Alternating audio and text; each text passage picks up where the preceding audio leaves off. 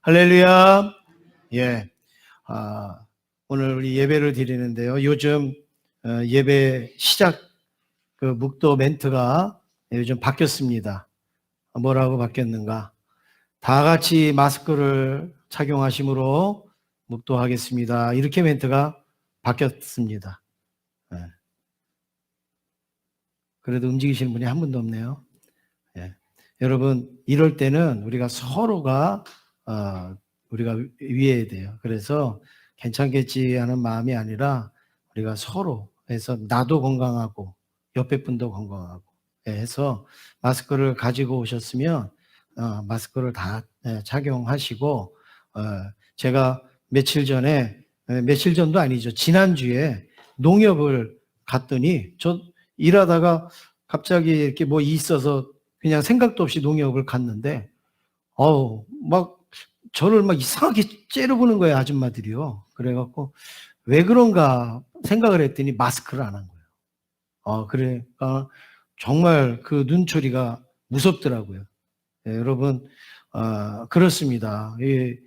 우리가 이런 거는 어려울 때 서로 우리가 지키면서 하실 수가 있어요. 혹시 안 가지고 오신 분은 뒤에 말씀하시면 마스크가 준비되어져 있으니까 여러분들이 그렇게 하시고, 갖고 오셨는데도 안 하지 말고요. 여러분 하세요. 왜냐하면 나는 괜찮아요. 뭐 나는 믿음으로 괜찮지만 내가 다른 사람한테 불편을 줄 수가 있고, 그런 것 때문에 불편해서 또 교회를 못 오시는 분도 가끔 있습니다. 그래서 우리 여러분 좀 지금 다 잘하셨는데 이렇게 항상 하시고, 그리고 예배를 드리실 때 이제 자리도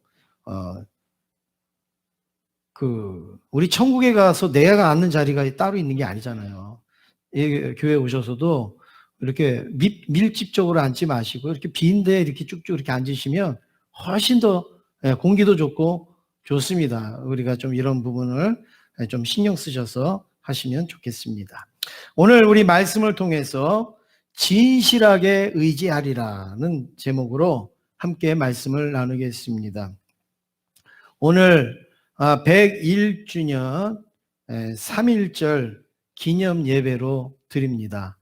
아마 이번처럼 3.1절의 정신이 무뎌지고 존재감이 사라진 때도 없었을 거예요. 3.1절이 됐는데 태극기를 달아야 되는 건지 무슨 만세 운동이 생각이 난다든지 어떤 우리에게 지금 그런 정신이 하나도 없지 않습니까? 3.1절인지 아닌지 우한 바이러스로 인하여서 우리의 정신을 다 잃었기 때문에 그렇습니다. 100년 전 우리나라는 일제의 나라를 잃었다면 오늘은 우한 바이러스의 나라를 잃어버린 느낌이 우리에게 지금 다 오고 있지 않습니까? 하지만 이럴 때일수록 3.1운동의 정신을 깊이 되새기며 바이러스와의 전쟁에서도 승리하고 해방되시기를 주님의 이름으로 축원합니다. 1919년 3월 1일 3.1운동은 역사적 가치와 의미는 대단히 높았습니다. 이 만세운동을 시작으로 세상이 확 달라지질 않았어요. 만세운동 한 번 했다고 갑자기 일본이 손을 들었다든지 일본이 도망을 갔다든지 세상이 확 달라지지는 않았습니다. 그런데 이 만세운동이 불씨가 되어서 약 30년이 지난 후에 1948년 8월 15일 우리는 광복을 맞이하게 된 것이죠. 그래서 대한민국 건국이 시작이 되지 않습니까?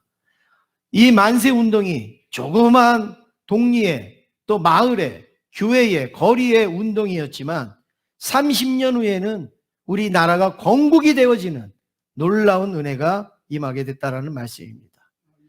만세운동은 교회 안에서의 기도의 운동이었어요. 무조건 태극기만 들고 나간 게 아니에요. 교회 안에서 눈물로 기도한 성도들의 기도와 그리고 거리에 태극기를 들고 흔들면서 불같이 일어났는데 특별히 우리 기독교인들이 독립단 통고문이라는 행동강령을 만들어서 이걸 스스로 지킨 것이죠. 그래서 이 독립단 통고문을 살펴보면 이런 내용이 있습니다. 제가 한번 읽어보겠습니다. 우리 존경하고 고귀한 독립단 여러분이요, 어떤 일이든지 일본인을 모욕하지 말고 돌을 던지지 말며 주먹으로 때리지 말라. 이는 야만인이 하는 바니 독립의 주의를 손상할 뿐이니 행여 각각 주의할지며, 신자는 매일 3차례 기도하되 일요일은 금식하며 매일 성경을 읽되 월요일은 이사야 10장, 화요일은 예레미야 12장, 수요일은 신명기 28장, 목요일은 야고보서 5장, 금요일은 이사야 59장, 토요일은 로마서 8장을 돌아가며 다 읽을 것이라. 이 내용만 봐도 은혜스럽지 않습니까? 일본인을 봐도 모욕하지 말고 돌을 던지지 말고 주먹으로 때리지 말라. 여러분, 우리나라가 압제가 당했는데 일본인들을 보면 이런 마음이 왜 안 생기겠어요? 그런데 그렇게 하지 말라. 이건 야만인들이 하는 일이다. 독립의 주의를 손상할 뿐이다. 오히려 그 시간에 하루에 3번씩 기도해라. 그리고 주일날에는 금식해라. 그리고 월요일 날에는 무슨 책을 읽고 화요일 날에는 무슨 책을 읽고 이렇게 하나님의 말씀을 읽으면서 기도해라. 이렇게 말씀을 하고 있습니다. 오늘 특별히 월요일 날 읽었던 이사야 10장의 말씀을 우리가 오늘 함께 보시면서 우리가 이 독립단의 마음으로 이 말씀을 살펴보기를 원합니다. 첫 번째로, 교만한 권력은 하나님이 물리치십니다. 이스라엘이 북이스라엘과 남유다로 나뉘어서 200년 동안을 이제 하나님을 멀리하면서 살았어요. 처음부터 하나님을 믿는 백성인데 200년 동안을 하나님을 점점 멀리했단 말이에요. 여러분, 우리가 하나님을 점점 가까이 하기는 어려워도요, 하나님을 점점 멀리하기는 쉬운 거예요. 이거 하나 양보하면 또 저거 하나 양보하게 되고, 이거 하나 내려놓으면 또 저거 하나 내려놓게 되고, 막 이렇게 저렇게. 저는 한국교회가 지금 참 중요한 시기라고 여겨지는데, 우리가 지금 이런 시기에 우리의 믿음이 약하여지고 우리의 믿음이 떨어지고 주저앉아 있는 상태로 눌러 있을까 봐 저는 목사로서 굉장히 그런 마음이 있습니다. 그런데 이 이스라엘 백성들도 200년 동안 점점 하나님에 대해서 멀어지고, 그렇게 하다가 어떻게 됩니까? 아수르와 바벨론을 의하여서 멸망하게 됩니다. 하나님은 아수르와 바벨론을 이스라엘을 때리는 책찍으로, 막대기로 하나님이 도구로 사용하시면서 심판을 하셨는데, 하나님은 이스라엘만 심판하신 게 아니라 그 막대기와 도구로 썼던 아수르와 바벨론도 하나님께서는 나중에 심판을 하십니다. 여러분, 왜 하나님이 이들을 심판하셨을까요? 실컷 막대기로 쓰시고 실컷 몽둥이로 쓰시고, 아니 이들을 왜 심판을 하셨을까요? 그냥 심판하신 게 아니에요. 다 이유가 있는데 12절 말씀에 보니까 아수르 왕의 마음이 완악하고 눈을 높이 들고 자랑하기 바빴다. 12절에 이런 말씀이 나옵니다. 아수르 왕이 마음이 완악했다. 그리고 눈을 높이 들었다. 그리고 자랑하기에 바빴다라고 말씀을 합니다. 이게 뭐예요? 한마디로 교만했다라는 것이죠. 특별히 13절에 보면 이 아수르 왕이 자기를 뭐라고 자랑하는가, 13절에 그 내용이 잘 나오는데 우리 성경에는 이 13절이 아주 점잖게 나와요. 그런데 우리 공동번역 성경을 보면 조금 더 현실에 맞는 표현으로, 단어로 표현을 하고 있는데, 제가 한번 그 13절의 말씀을 읽어보겠습니다. 공동번역으로 읽어드리는 겁니다. 그가 자랑삼아 하는 소리를 들어보아라. 나는 나의 힘 있는 손으로 이것을 이루었다. 나의 지혜로 이것을 이루었다. 그러니 나는 현명하지 아니한가? 나는 민족들 사이에 경계선을 옮겼고 그들의 재물을 빼앗았으며 높은 자리에 앉은 자들을 땅으로 끌어내렸다. 이게 아수르 왕이 지금 자랑하는 거예요. 나는 나의 힘으로 이것을 이루었다. 나의 지혜로 이것을 이루었다. 그러니까 나는 얼마나 현명한가. 내가 민족들 사이에 경계를 옮겼다. 내가 이렇게 그면 이렇게 긋는 거고 이렇게 그면 이렇게 긋는 거라는 거야. 자기 멋대로 야 니네는 이렇게 나눠 가져? 그러면 나눠 갖고 쪼개 가져? 그러면 쪼개 갖고 할 정도로 아수르 왕이 힘이 있었다라는 걸 말하고 있습니다. 재물도 빼앗았고 그들의 높은 자리에서 다 내려왔고 자기가 그 자리에 가서 앉았다. 대단하죠? 지금 이 아수르 왕이 이걸 지금 막 자랑하고 있는 거예요. 스스로 자화자찬하고 있습니다. 사람은 잘했어도 자기가 잘했다라고 말하기가 부끄럽잖아요. 잘했어도 자기가 나 잘했다라고 표현하기가 힘들지 않습니까? 그런데 잘하지도 못했으면서 또 자신을 칭찬하고 잘했다고 하고 그렇게 하는 은사가, 특별한 은사가 있는 분들이 있어요. 잘한 거 하나도 없는데도 자기가 잘했다는 거예요. 자기가 대단하다는 거예요. 이건 특별한 은사를 가지신 분들이 이런 일들을 하는데, 여러분 이렇게 교만한 개인이나 나라를 하나님께서 가만히 두시겠습니까? 가만히 두시지 않습니다. 아수르가 그래서 멸망당하는 거예요. 이스라엘을 때렸기 때문에 멸망당한 게 아니라 겸손하게 이스라엘을 때렸어야 되는데 교만하게 내가 했다, 나밖에 없다, 자기가 현명하다, 지혜롭다, 재물을 가졌다, 이렇게 하기 때문에 하나님께서 그들을 가만히 두시지 않는 겁니다. 사랑하는 성도 여러분, 우리가 살다가 보면 천재지변이 일어날 수 있어요. 천재지변. 우리가 사람이 전혀 생각하지도 못했고 예측하지도 못했던 그런 천재지변, 화면에 아마 나올 겁니다. 전혀 예측도 못했고 상상도 못했던 천재지변이 있잖아요. 이런 일들이 일어날 때가 있어요. 그리고 자연재해가 막 일어날 때가 있어요. 비가 오고 막 바람이 불고 이렇게 자연재해가 일어날 때가 있어요. 그 다음에 인간의 생사화복도 있습니다.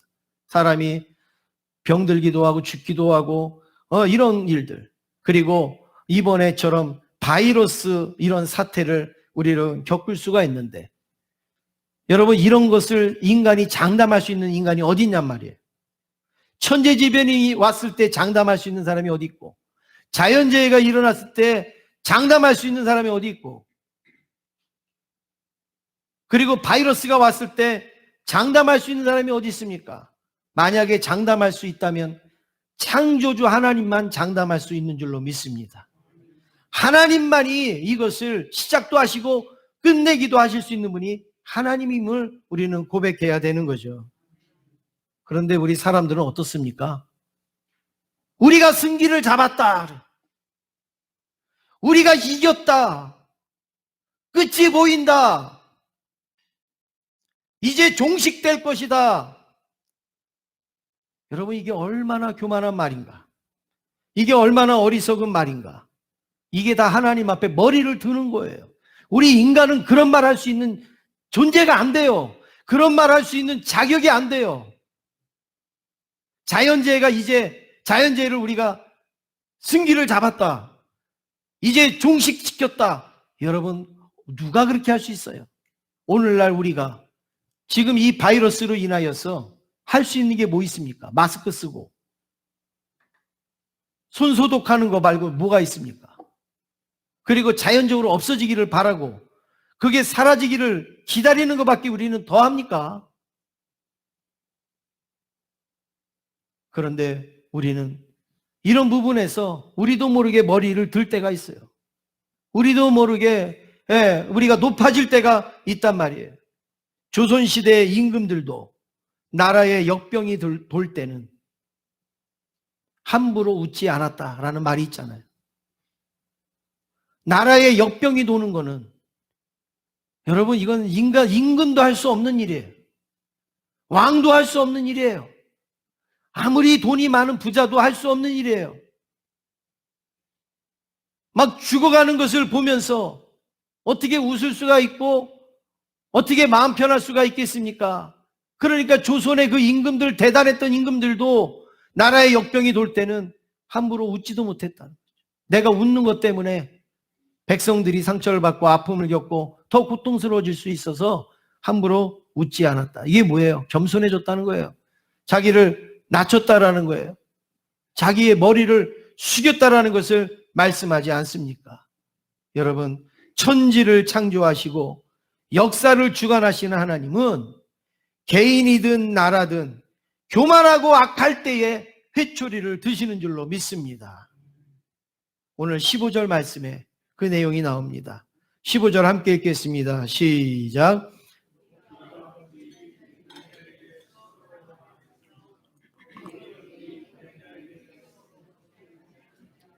이는 막대기가 자기를 드는 자를 움직이려 하며 몽둥이가 나무 아닌 사람을 들려함과 같음이로다.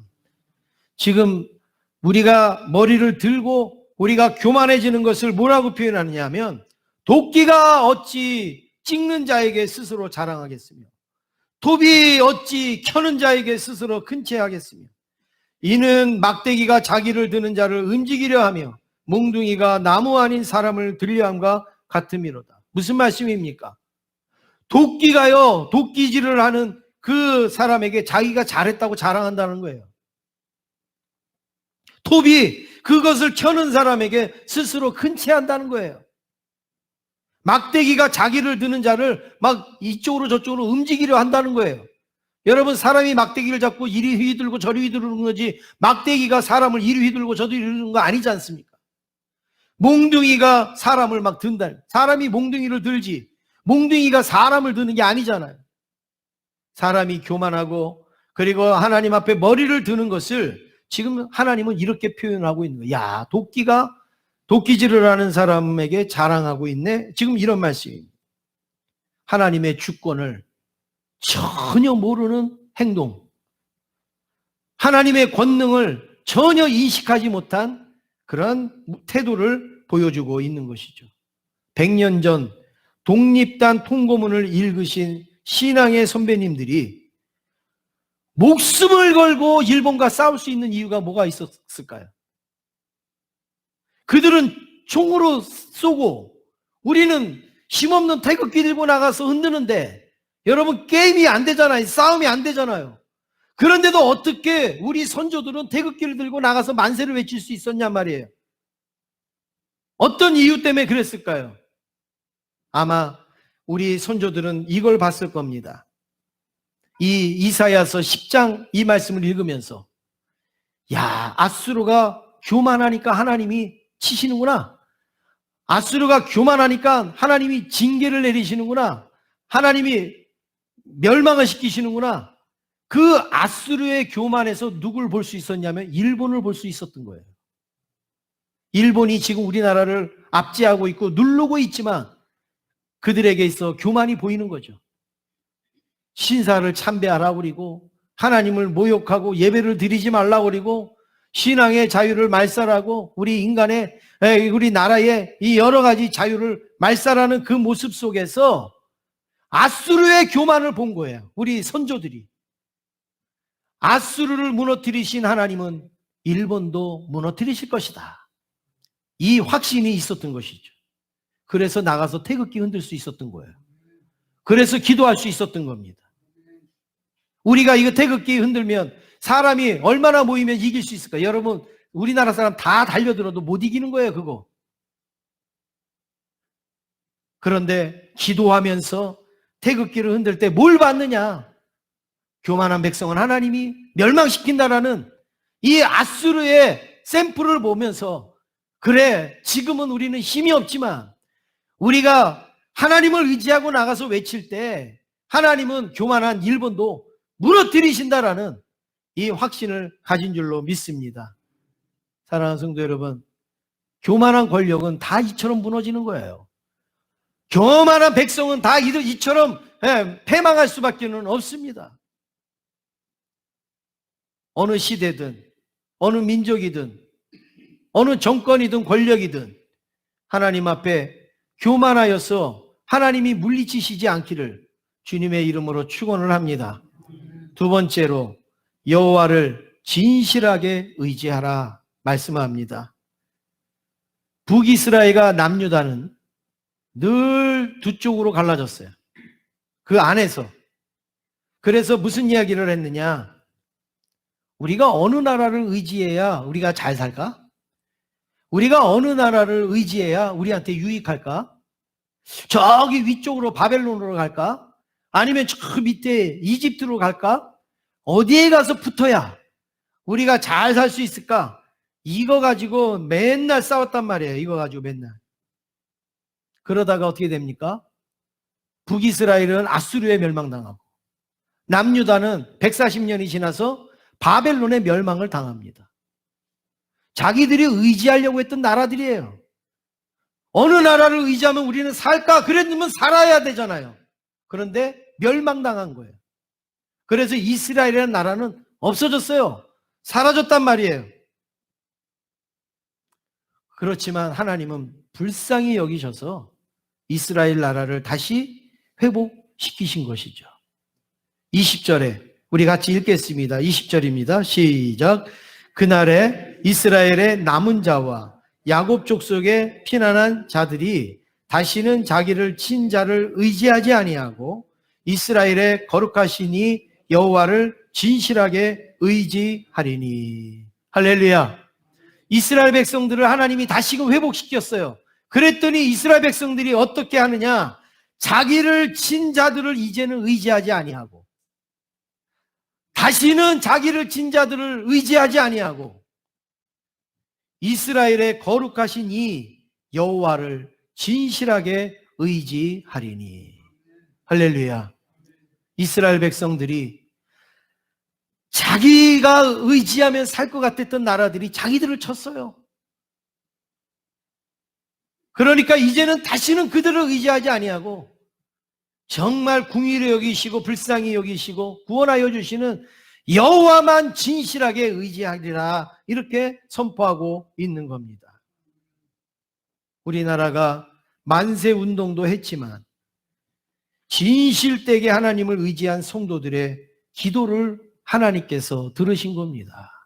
그래서 하나님의 은혜로 74년 전에 우리나라를 다시 되찾아 주신 거예요. 할렐루야. 아마 하나님은 우리에게 이렇게 물으실 겁니다. 한국 교회들이여, 성도들아, 내가 너희에게 해방을 선물로 주지 않았느냐? 나라를 잃은 슬픔도 알고 아픔도 알지 않느냐?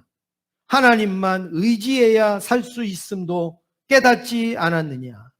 이 세상에 어느 나라가 너희를 도울 수 있느냐? 지금이라도 나를 의지하여라. 진실로 하나님만을 의지하여라. 이런 말씀하시지 않겠습니까? 여러분, 이스라엘 나라가 어느 나라 의지해서 도움받은 거 없어요. 우리나라도 마찬가지입니다. 어느 나라가 우리를 도와줄까? 어느 나라가 우리를 지켜줄까? 여러분, 그거 생각하기 전에 하나님을 의지하는 게 정답입니다. 하나님을 의지하는 게 그게 확실한 믿음입니다. 이스라엘은 하나님 바라보지 않고 주변의 강대국 바라보다가 그 강대국에 의하여서 멸망을 당했어요. 오늘 우리나라도 한번 살펴보시기 바랍니다. 우리 주변국을 바라보다가 경제도 망하게 되고 안보도 망하게 되고 바이러스도 들어오게 되고 다 망할 수 있습니다. 독불장군으로 살아야 된다는 말씀이 아닙니다.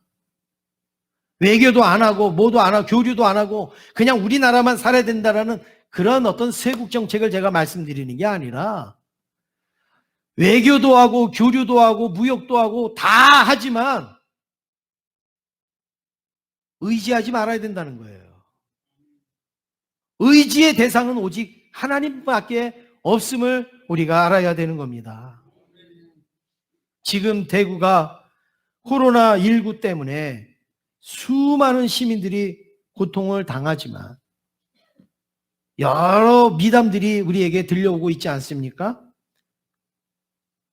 물질로 돕는 그런 분들도 나타나고 있습니다. 여기저기서 뭐 이런 또 기부금을 내기도 하고 또 뭐 이렇게 나눠주기도 해도 하는 이게 물질로 이렇게 하는 분들도 있습니다. 제가 화면에 자료를 몇 개 준비했는데요. 이렇게 물질로, 그 다음에 어떤 이 상가 주인은 월세를 받지 않거나 월세를 깎아주는 그러한 분들도 있고, 그리고 그 현장으로 달려가는 의사와 간호사들도 지금 막 나오고 있고, 개인 숙박업소를 이 의료진들에게 무료로 그냥 제공해 주는 그런 숙박업소도 있다라는 거죠. 그리고 마스크가 모자라니까 재봉으로 마스크를 손수 만들어서 6만 개를 만들어서 배부하시는 이런 분도 있습니다. 사재기에서 돈 벌려고 하는 사람도 있지만 이렇게 마스크를 손수 6만 개를 만들어서 나눠주시는 분도 있습니다. 우리 교단 대한예수교 장로회 합동 측도 6천만 원을 기부를 했습니다. 뭐 이것뿐이 아니라 정말 여기저기에서 많은 기부의 손길들이 있지 않습니까? 최근에 세계 각지에 계신 선교사님들이 저한테 염려의 메시지를 막 보내옵니다. 목사님, 한국이 난리가 났는데 어떻게 됐습니까? 목사님, 우리가 위해서 기도합니다. 이러면서 많이 걱정을 합니다. 그래서 제가 이렇게 대답했습니다. 길게도 안 했습니다. 딱 한마디 했습니다. 하나님이 반드시 이기게 하실 것입니다. 우리나라는 위대한 나라입니다. 어려운 시기에 놀라운 힘을 발휘하는 나라가 대한민국입니다. 하나님께서 아마 이번 일로 인하여서 크게 역사하실 줄로 믿습니다. 이번에도 위대한 일이 나타나게 될 줄로 믿습니다. 저는 2월 달의 기도처럼 하나님의 기회를 잡을 수 있는 시기가 바로 이때인 줄로 믿습니다. 그런데 어느 의사분의 인터뷰를 들을 때 참 마음이 아팠습니다. 지금 의료용 방역복이 너무 부족하다는 거예요. 의료진들이 입는 방역복이 너무 부족하다는 거예요. 그래서 심지어는 2015년도 메르스 때 받았던 그 방역복을 꺼내서 입기도 하고 나눠주기도 한다는 내용입니다. 방역복을 한번 벗으면 다시 못 입는데요. 이제 오염이 돼가지고 그 입으면 이제 큰일 난대요. 그래서 한번 벗으면 버려야 되고 또 다른 걸 입어야 된대요. 그래서 화장실도 안 간다는 거예요. 화장실을 가면 벗어야 되니까. 그래서 화장실도 안 가고 참으면서 이 방역복을 아끼면서 지금 의료진들이 일을 하고 있다는 겁니다. 방역복 다 어디 갔습니까? 마스크 다 어디 갔냔 말이에요. 하루에 1200만 장씩 찍어낸다라는 마스크가 다 어디 갔냔 말이에요. 인터넷에도 없고 약국에도 없고 가게에도 없고.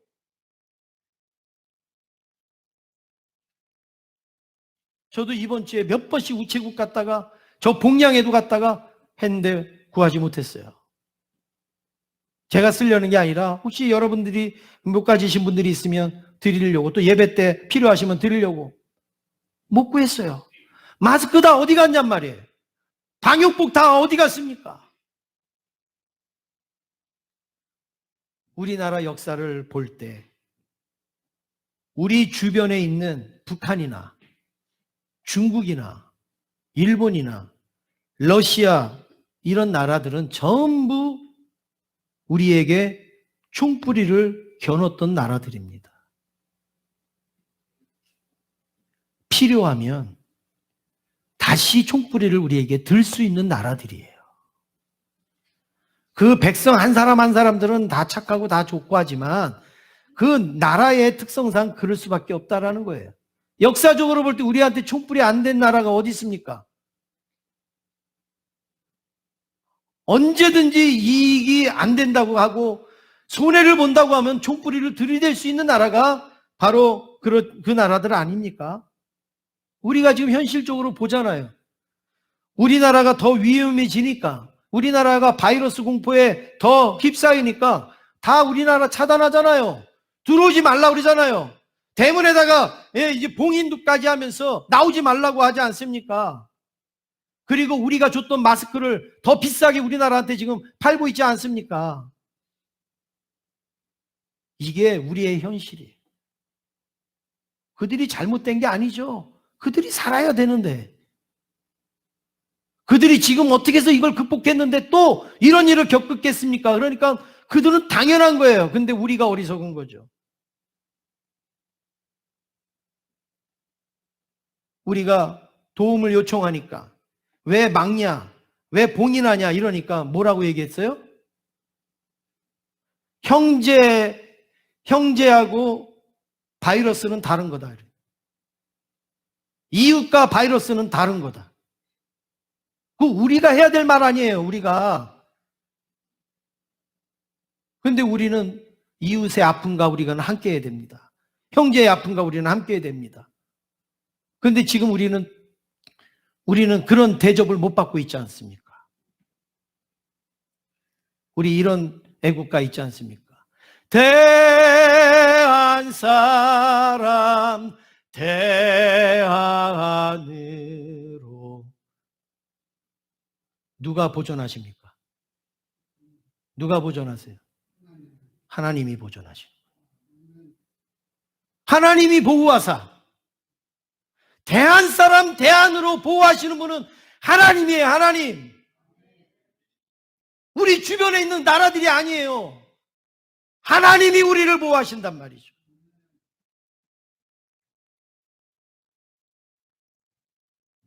그러므로 우리를 지키시고 보호하시는 하나님을 진실하게 의지할 수 있기를 주님의 이름으로 축원합니다. 세 번째로 하나님께 돌아가야 삽니다. 21절 함께 읽겠습니다. 시작. 남은 자 곧 야곱의 남은 자가 능하신 하나님께로 돌아올 것이라. 아멘. 남은 자를 하나님이 돌아오게 하신다. 다 망한 것 같은데 망하지 않았다는 거예요. 남은 자를 남겨놓으셔서 하나님이 돌아오게 하신다. 이제 한국교회와 성도들도 우리 대한민국의 남은 자가 되어져서 능하신 하나님 앞에 다시 돌아올 수 있기를 원합니다. 어떻게 돌아가야 합니까? 하나님보다 더 신뢰했던 것 버리고, 하나님보다 더 사랑했던 것 버리고, 하나님보다 더 마음 쏟았던 것 버리고 우리를 사랑하시는 하나님께로 돌아가야 되는 거죠. 이 세대를 본받지 말고 하나님의 말씀을 붙들고 하나님 앞에 나아가야 될 줄로 믿습니다. 제가 중학교 때 순수할 때잖아요. 중학교 때 얼마나 순수합니까? 이런 생각을 한 적이 있습니다. 만약에 전쟁이 일어난다면, 만약에 북한에서 미사일을 쏜다면, 또 전쟁이 발발한다면, 그러면 피난을 가야 될 텐데, 피난을 가려면 내가 뭘 가지고 가야 될까? 이미지 트레이닝이라는 거 있잖아요. 먼저 머릿속에서 생각을 하는 거예요. 머릿속에서 생각하면 그런 현상이 일어나면 그거대로 움직여요, 사람은요. 그래서 제가 마음속으로 나는 뭘 가지고 또 막 피난을 갈까? 딱 했는데 저는 1초도 안 돼서 제가 내린 결론이 있어요. 전쟁이 난다든지 뭐 위급한 일이 있어서 도망을 가야 된다, 피난을 해야 된다 생각하면 나는 성경책 들고 도망간다. 다른 거는 다 구할 수 있어요. 그러나 하나님의 말씀은 구할 수 없는 거예요. 그래서 나는 이 하나님의 말씀을 나는 가지고 나는 도망가야지, 이런 마음이 있었는데 아직까지 도망갈 기회가 한 번도 없어서 제가 뭐 도망가지는 않았지만 저는 그때 그 생각을 했어요. 그래서 아마 무슨 일이 있으면 저는 이거부터 가실 거예요. 목사니까가 아니라 중학교 때 그 생각을 했단 말이에요. 순수할 때 그런 생각을 했단 말이에요. 제가 왜 이 말씀드리냐? 제가 그만큼 철이 났다, 그만큼 신앙이 좋았다, 그걸 말씀드리는 게 아니에요. 우리는 하나님의 말씀을 붙들어야 사는 거예요. 우리는 하나님의 말씀을 붙들어야 우리는 살 수 있음을 우리가 고백할 수 있어야 되는 거죠. 우리가 다 알고 고백하듯이 대한민국은 한국교회와 한국교회 성도들의 믿음으로 지켜진 나라입니다.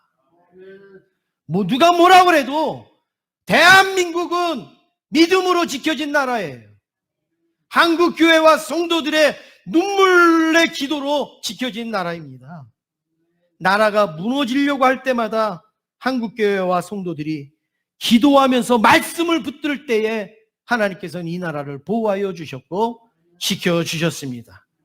한마디로 하나님의 은혜를 입고 여기까지 올 수가 있었던 것이죠. 1919년 3.1운동 때 독립운동 서명자 33인, 그 중에서 하나님을 의지하는 성도가 16명이 기독교인이지 않았습니까? 그들이 중심이 되어져서 민족의 역사를 만들었습니다. 희망이 없던 일제강점기에 하나님께서 해방이라는 선물로 우리에게 주신 하나님. 한국 전쟁의 폐허 속에서 이 민족을 다시 살려주신 놀라우신 하나님. 그 하나님이 우리와 함께 하실 때, 우리 민족과 함께 하실 때에 우리는 승리하게 되는 겁니다. 그러나 해방 후에 하나님이 주신 그 놀라운 축복을 선영하지 못하고 그 크신 은혜에 감사하지 못하고 불순종했던 우리의 모든 죄를 우리는 회개해야 되고, 하나님의 말씀을 붙잡지 못했던 우리의 손을 놓고 다시 한번 하나님 앞에 나아가야 되는 것이죠. 혹시 나라와 민족이 계속 하나님을 떠나려고 하고 하나님을 대적하려고 하고 하나님을 멀리하려고 해도 우리는 목숨을 걸고 하나님께로 돌아가자라고 외쳐야 되는 겁니다. 그들의 다리를 붙잡고도 하나님 앞에 돌아가야 살 수 있다라고 우리는 외쳐야 되는 거예요. 그래야 우리 민족의 소망이 있습니다. 하나님은 교만한 자의 머리는 낮추시지만 눈물로 회개하는 자는 용서하시고 위로하시고 축복하시는 하나님이에요. 하나님에게로 돌아가는 자를 하나님은 외면하지 아니하시고 받아주시는 하나님이라는 겁니다. 이제 한국교회와 성도들은 이사야의 고백이 있어야 됩니다. 이사야서 53장 5절 말씀에 보면 예수님이 십자가를 지시는 예표의 말씀을 우리에게 주셨어요. 그가 찔림은 우리의 허물 때문이요 그가 상함은 우리의 죄악 때문이라. 여기 그가 찔림은 그랬는데 누가 그가 찔림이 누구예요? 예수님이에요. 예수님이 왜 찔리셨어요? 우리의 허물 때문에. 그가 상함은 그가가 누구예요? 예수님이에요. 그러면 예수님이 왜 상했어요? 우리의 죄악 때문에 상했잖아요. 이 말씀을, 이건 예수님에게 관련된 말씀이지만 저는 오늘 이 시간에 이 말씀을 우리 민족과 함께 나누는 말씀이 되어지기를 원합니다. 이 말씀을 좀 바꾸면 이런 고백입니다. 우리의 허물 때문에, 예수 먼저 믿고 또 우리가 예수를 믿는 우리의 허물 때문에 우리 나라가 아프고, 예수 먼저 믿는 한국교회와 우리 때문에 우리 나라가 상함을 받았다는 거예요. 우리 한국은 믿는 우리만 똑바로 쓰면 이 나라는 똑바로 가요. 정치인들이 잘못하고 권력 잡은 사람들이 잘못하고 틀리고 바르지 못해도 예수 믿는 우리만 똑바로 하면은 이 대한민국은 하나님이 길이 보존하시는 나라가 됩니다. 그래서 이사야의 고백을 우리가 해야 돼요. 하나님, 우리가 하나님을 형식적으로 믿었습니다. 우리가 하나님을 타성으로 믿었습니다. 우리가 하나님을 습관적으로 섬겼습니다. 아무 생명력 없이 주님을 믿었습니다. 우리 때문에 이 나라가 지금 이 찔림을 받고 있습니다. 우리의 죄악 때문에 우리나라가 상함을 받고 있습니다. 우리가 회개하는 기도가 있어야 되는 것이죠. 저는 이번에 이 바이러스 사태로 인하여서 모든 걸 다 잃었어요.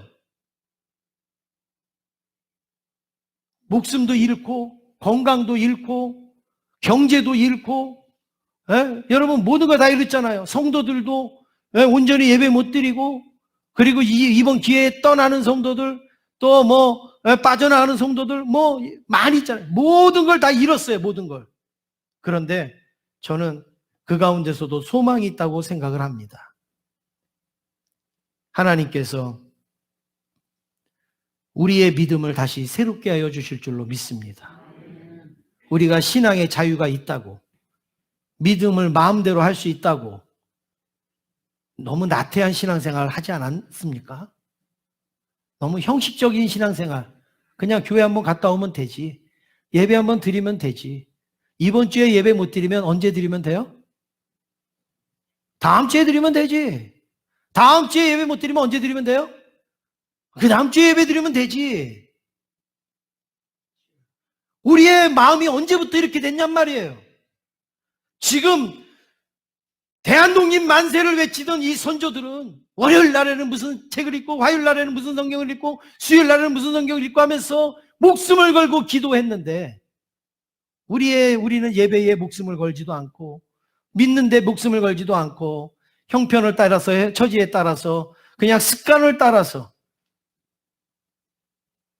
예배를 드린지 안 드렸는지 별 의미도 없이 주님을 섬긴 적이 많이 있지 않습니까? 이번에 이 사건으로 인해서 우리가 하나님을 진실되게 의지할 수 있는 기회가 생긴 줄로 믿습니다. 저와 여러분, 하나님 앞에 우리가 진실로 섬길 수 있기를 원합니다. 형식적이고 또 외식적이고 습관적인 우리의 신앙, 이제는 그거 내려놓고 정말 나는 오늘 이 예배 아니면은 나는 안 됩니다라고 하는 이 간절함과 이 뜨거운 마음으로 하나님 앞에 예배 드릴 수 있기를 원합니다. 그러지 못했던 우리 자신을 하나님 앞에 회개하는 모습이 있기를 원합니다. 한국 교회와 우리 성도들의 부족으로 인하여 우리나라가 힘들고 어려워지면 안 됩니다. 다시 하나님께로 돌아와야 합니다. 이 땅이 고쳐져야 합니다. 진리의 말씀이 새롭게 선포되어져야 합니다. 은혜의 축복을 흐르게 해야 됩니다. 그러면 이 땅도 백성도 다 고쳐지고 회복되어질 줄로 믿습니다. 우리 믿음을 가지고 함께 찬양하시겠습니다. 이 땅의 황무함을 보소서. 하늘의 하나님, 공의를 베푸시는 주여, 우리의 죄악을 사하여 주옵소서. 이 땅의 황무함을 보소서. 하늘의 하나님, 긍휼을 베푸시는 주여, 우리의 죄악 용서하소서.